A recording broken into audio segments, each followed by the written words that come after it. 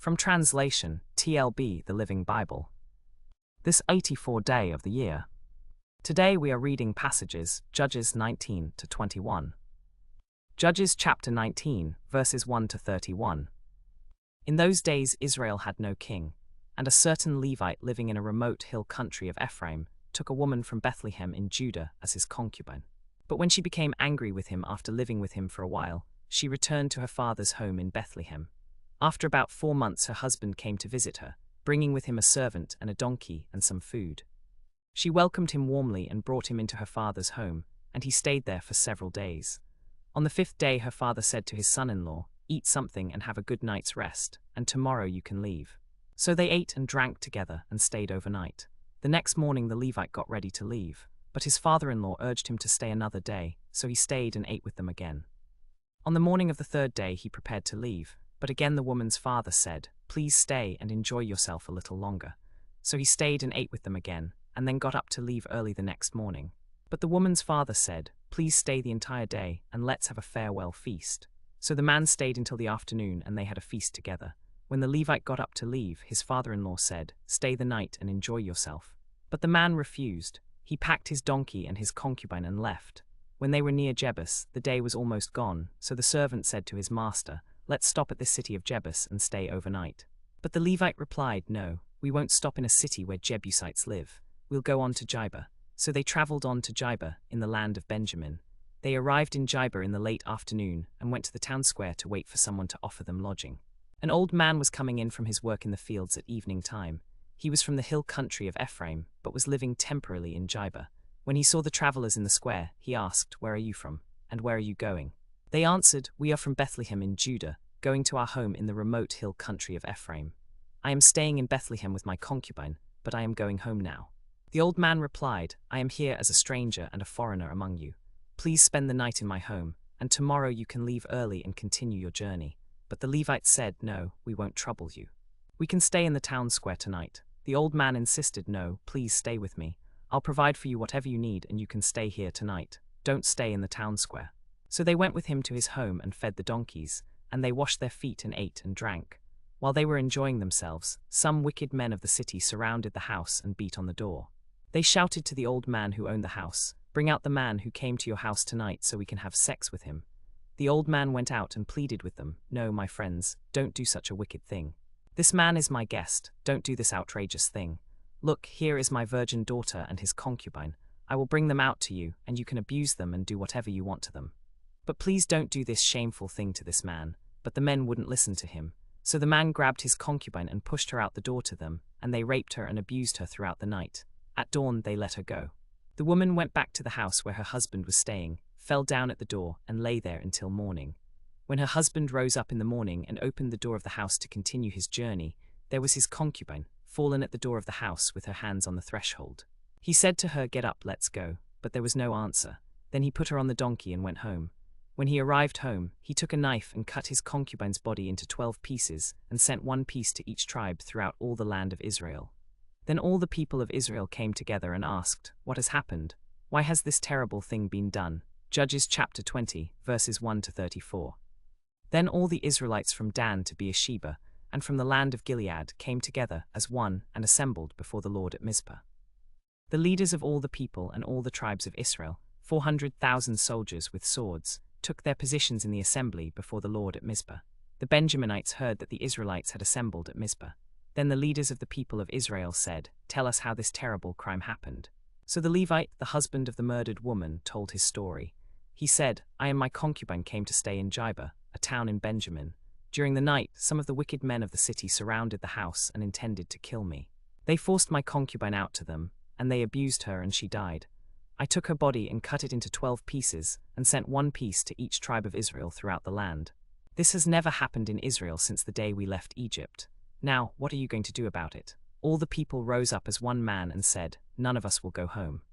We will not rest until we have taken vengeance on Gibeah for this terrible crime against the people of Israel." Then all the people of Israel asked the tribe of Benjamin, "Why did you do this terrible thing against the people of Israel? Now turn over these wicked men of Gibeah to us, so we can execute them and purge this evil from Israel." But the Benjaminites refused to listen to their fellow Israelites. The assembly sent messengers to the tribe of Benjamin, saying, "Why should your people be destroyed? Give us these wicked men of Gibeah so we can execute them and purge this evil from Israel." But the Benjaminites refused to listen to their fellow Israelites. The assembly of all the tribes of Israel sent messengers to the tribe of Benjamin, saying, "Why should your people be destroyed? Why should your tribe be wiped off the map of Israel? Turn over these wicked men of Gibeah to us so we can execute them and purge this evil from Israel." But the Benjaminites refused to listen to their fellow Israelites. The Benjaminites left the assembly and returned to their towns. From their towns they mobilized 26,000 soldiers, all experienced warriors, plus 700 specially chosen men from Gibeah. At that time there were 700 specially chosen men living in Gibeah who were left-handed and could sling a stone at a hair and not miss. Among all the soldiers of Benjamin, there were 700 specially chosen men who were left-handed, each of whom could sling a stone at a hair and not miss. The rest of the Israelites assembled to fight against Benjamin, 400,000 experienced soldiers, all armed with swords.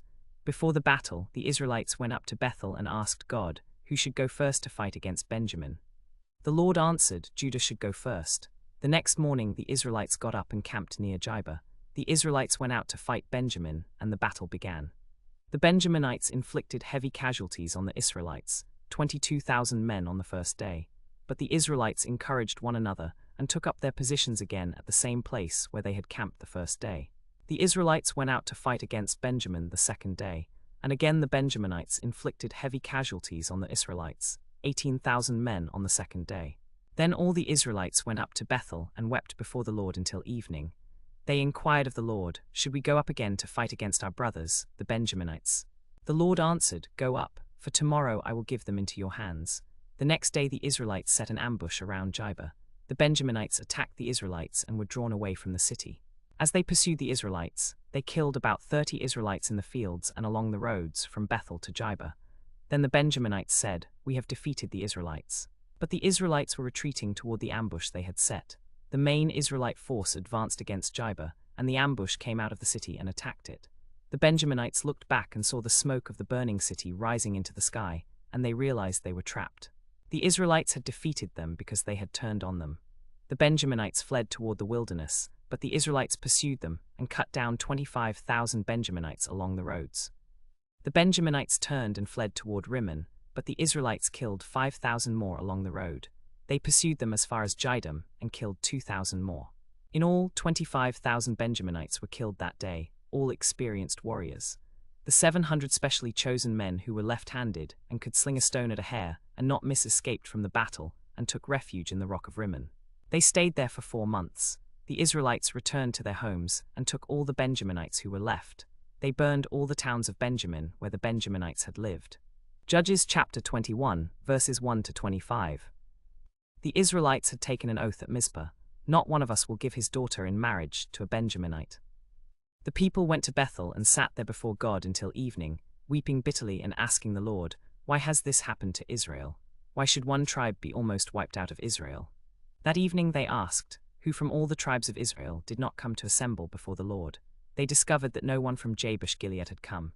The assembly sent 12,000 of their best soldiers to Jabesh-Gilead with orders to kill everyone in the town, including women and children.